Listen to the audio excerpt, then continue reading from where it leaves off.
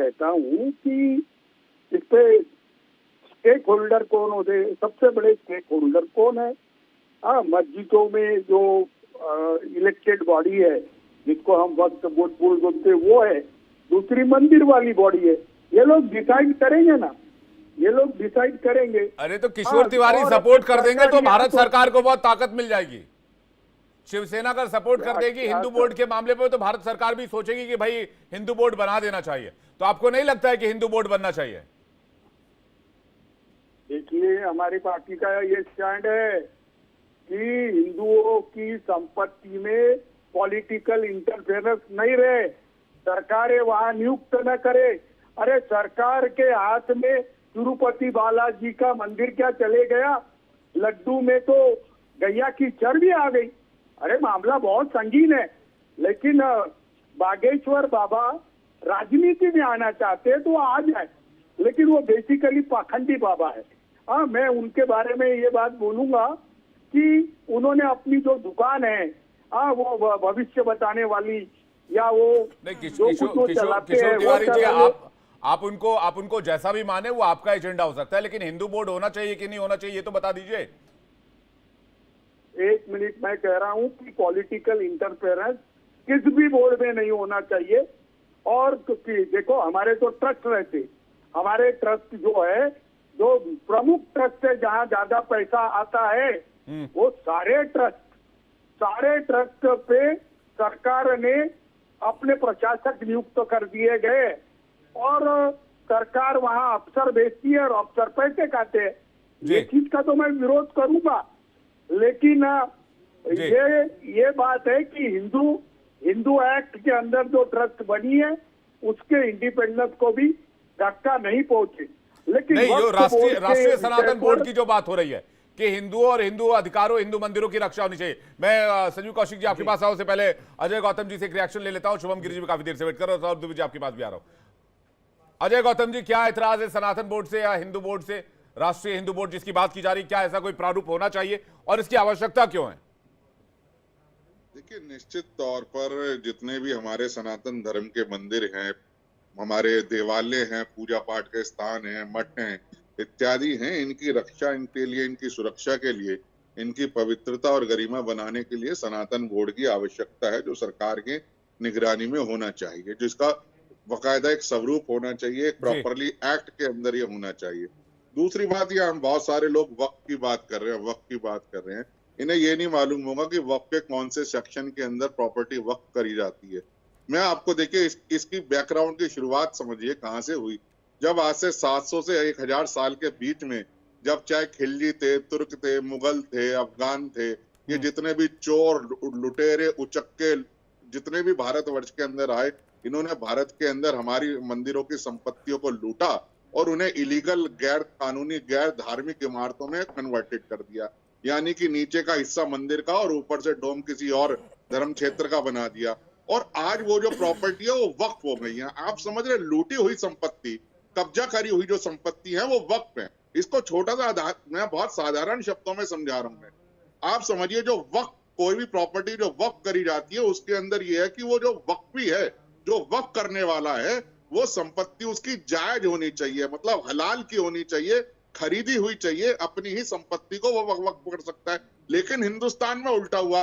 जब यहाँ पर जो लुटेरे आए, जब उन्होंने यहाँ की मंदिरों को लूटा और उन पर जब मस्जिदें बना दी गई, वो जो संपत्तियां थी वो वक्फ हो गई। यानी कि वो कायदे से आप कह रहे हैं कि भाई मुगल बाहर से आए थे, बाहर से आके यहाँ की प्रॉपर्टी पे कब्जा किया और उसके बाद उसको वक्फ कर दिया। तो ये वही प्रॉपर्टीज हैं जो वक्फ हुई है, लूटी हुई संपत्तियां हैं जो वक्फ हुई है, खरीदी नहीं है। जहांगीर ने जो संपत्ति वक्फ करी थी वो खरीदी हुई नहीं थी कहीं से। बाकी की जितने भी ये जामा मस्जिद बनी है, ये कहीं से जमीन खरीदी नहीं थी, टोडरमल से जमीन नहीं खरीदी थी। ये जमीन कब्जा करी हुई जमीनें हैं जो सारी की सारी वक्फ एक्ट के अंदर प्रोटेक्ट हुई है। पहली बात सर, मुझे 10 सेकंड दीजिए, मैं थोड़ा सा एलिब्रेट कर देता हूँ इस चीज को। और दूसरा सर, वक्फ एक्ट का क्या है? वक्फ एक्ट में क्या होता है, गजट नोटिफिकेशन निकलता है। गजट नोटिफिकेशन में घर बैठे इनको आइडिया हो जाता है, इनको सपना आता है ये प्रॉपर्टी वक्फ है। गजट नोटिफिकेशन में आपका प्रॉपर्टी नंबर निकल गया। वो ज्यादातर गरीब मुसलमानों की, गरीब हिंदुओं की होती है जो अपने केसेस को नहीं लड़ सकते। अब उनको साबित करना है कि ये प्रॉपर्टी वक्त नहीं है। अब आप समझ रहे हैं सारा का सारा खेल क्या है। ये 4 लाख एकड़ से 8 लाख एकड़ और 12 लाख एकड़ तक का जो सरफ है, जो एक इनका कह लीजिए जो भी इनका सफरनामा है, वो इसीलिए है क्योंकि ये सारी की सारी जो प्रॉपर्टीज है ये सब की सब कब्जा करी हुई है। आज मुझे बता दीजिए, वक्त करने के लिए वक्फी होना आवश्यक है। वक्फी कौन है? जो अपनी हलाल की कमाई से कोई चीज खरीदे, उसको बनाए और उसको अल्लाह के नाम पे वक्फ कर दे। यानी पूरा का पूरा ये अवैध कब्जे का खेल चल रहा है। अगर आपकी बात माने तो आप कह रहे हैं भाई अवैध कब्जा करके उसको वक्फ कर देना है। और 2009 में जो 4 लाख एकड़ का मामला था, अब 8 लाख एकड़ का मामला हो गया है। मैं इस बार सौरभ दुबे आपका रिएक्शन फिर मैं केस नहीं लड़ा क्या? सुन्नी वक्फ बोर्ड ने केस नहीं लड़ा क्या? जी सौरभ दुबे आपका रिएक्शन, फिर मैं शुभम गिरी और संजीव कौशिक जी के पास जा रहा हूं जल्दी से। देखिए अजय गौतम जी जो बात कह रहे हैं वो लगभग जो है वो इतिहास के पन्नों में दर्ज है चीजें। कोई ऐसी बात नहीं है कि वो कह रहे हैं माना जाए ना माना जाए। देखिए सबसे बड़ी बात क्या है, एक खिलाफत आंदोलन हुआ था 1894, आज से 100 साल पहले। और जब खिलाफत आंदोलन हुआ था और ये वक्फ बोर्ड में संशोधन की बात कही गई थी ब्रिटिश हुकूमत के तहत। देखिए ब्रिटिश हुकूमत में उस समय भारत के साथ साथ कई और जो है देश आते थे, तो उन देशों में भी जो वक्फ का प्रावधान था उसमें एक आ गया था कि वक्फ का जो व्यवस्था है वो बहुत ही दयनीय है, बहुत ही खराब है, निचला स्तर है। तो बाकी देशों ने जो स्वीकार कर लिया उसको जो है सुधारने का, 1895 की बात बता रहा हूं। लेकिन भारत में जो है वो जो जिन्ना थे और लोग थे, उन्होंने मिलकर के जो है इसको एक सांप्रदायिक जो है हथियार बनाने का प्रयास किया कि इसको जो है सियासी राजनीति पर कैसे इस्तेमाल किया जाएगा, राजनीतिक पिच पर किस प्रकार से इस्तेमाल किया जाएगा। जब प्रथम विश्व युद्ध हुआ 1914 में, तो ठीक उसके पहले देखिए 1913 के अंदर जो है एक मुसलमान वक्फ वैलिडेटिंग बिल पास करवाया जिन्ना ने अंग्रेजों के साठगांठ करके, जिसके अंदर जो है मुसलमान वक्फ जो है हुकूमत के तहत वैलिडेटिंग बिल पास करा करके मुसलमान वक्फ एक्ट के रूप में उसको स्थापित किया। उस एक्ट के तहत इन्होंने तमाम, जैसे अभी बता रहे थे ना कि उस समय के रजाकार थे, वो लोग थे, उनकी संपत्तियां जो दान देते थे उनके रूप में इन्होंने तमाम अवैध संपत्तियों को भी जो वक्फ बोर्ड के अंदर उसी समय ले लिया। 1954 से लेकर के 2012-13, आज से 10 वर्षों पूर्व तक देखिए, उस समय तक वक्फ बोर्ड के अंदर जो मेंबर बनते थे उसके अंदर प्रावधान था कि मुस्लिम के अलावा हिंदू धर्म का व्यक्ति भी उसका मेंबर बन सकता है।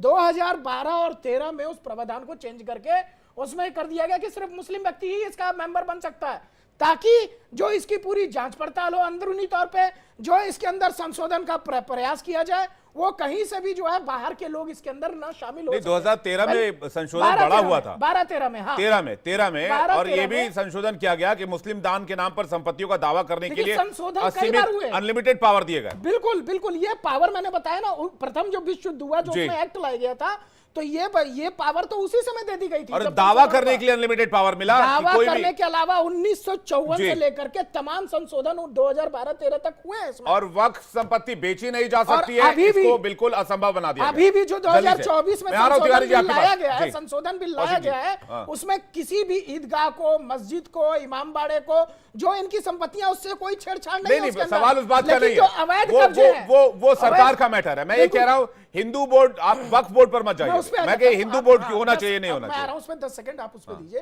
देखिए हिंदू बोर्ड जब अगर इस तरह से, अगर हिंदू बोर्ड के ऊपर हिंदू मंदिरों पे लोग अगर आकर के कहने लगेंगे कि भैया ये मंदिर जो है 1958 में बने हुए मंदिर ये वक्फ बोर्ड की जमीन पर बने, तो अगर बाबा लोग फिर ऐसी मांग करेंगे कि भैया ठीक है तो तुम्हारी मस्जिदों की भी जांच करा लेते हैं जहां पर पुरानी मस्जिदें बनी है। भाई एक तो सुप्रीम कोर्ट ने फैसला दिया ना, अयोध्या मंदिर जो था वहां पर वो भगवान राम का मंदिर था, ये तो सुप्रीम कोर्ट का फैसला है, इसको तो किशोर तिवारी जी झुटला नहीं सकते ना। ये तो बड़े दुख की बात है कि किशोर तिवारी जी व्यक्तिगत रूप से जो संघ के भी स्वयंसेवक हैं, 2013 में चुप थे, हिंदुत्व है, ये लगातार 2013 में खामोश थे, खामोश उस समय थे जब कौशिक जी भी खामोश थे, जब किया गया, जब 2013 में, जब उस समय बाहर निकाला गया हिंदू लोगों को, तिवारी जी भी चुप थे और संजीव कौशिक जी भी चुप थे। वक्फ बोर्ड की कमेटी से जब 2013 में सब कुछ हो रहा था तब ये शांत बैठे हुए थे, और बीजेपी भी चुप थी। और किशोर भाई अगर बीजेपी अपोजिशन में थी तो बीजेपी इसका विरोध करती है। संशोधन 2013 में आया था। देखिए भारतीय जनता पार्टी मैं बात कर रहा हूं भैया, किस तरह से विरोध, क्या तरीका होता है कि भाई बिल कैसे पास हो गया सर, ये फालतू की बात कर रहे हैं आप। घोषणा पत्र में रखा है संजीव कौशिक जी, उसका शुभम गिरी जी, माफ कीजिएगा शुभम गिरी, थोड़ा वक्त लग रहा है। संजीव कौशिक जी, विवेक भाई दो बातें हैं। ज्यादातर विद्वान लोगों का मत यह है कि वक्फ बोर्ड को जो असीमित अधिकार मिले हुए हैं उसके वो अधिकारों का दुरुपयोग करती है, और जहां जहां भी वो हाथ रखना चाहती है हाथ रखती है और उसे आपको सिद्ध करना है। पीएमएलए एक्ट के तहत जिस तरह से ईडी करती है उसी तरह से आपको सिद्ध करना है कि नहीं ये मेरी संपत्ति है, आपको इसको दिखाना है। पहली बात। मान शुभम गिरी को लेकर आइएगा दूसरे स्क्रीन पर। और दूसरी बात, ठीक ऐसे ही समानांतर बाबा जो धीरेन्द्र शास्त्री है एक हिंदू बोर्ड की स्थापना की बात कर रहे हैं। मतलब वो ये बात कह के ये सिद्ध कर रहे हैं कि वक्फ बोर्ड के जैसे